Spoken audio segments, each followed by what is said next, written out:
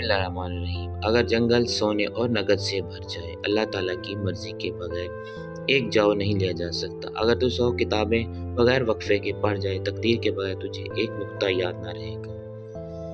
न अकल नाउमीद के रास्ते पर कब दौड़ती है, इश्क ही होता है जो उस जानिब सर के बल दौड़ता है।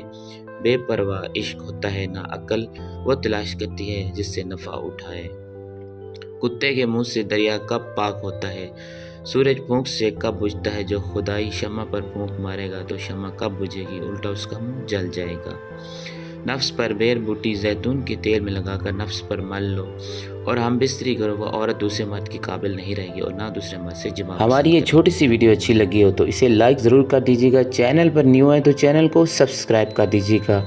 मिलते हैं नेक्स्ट वीडियो के साथ। दुआ में याद रखिएगा। अल्लाह हाफिज़।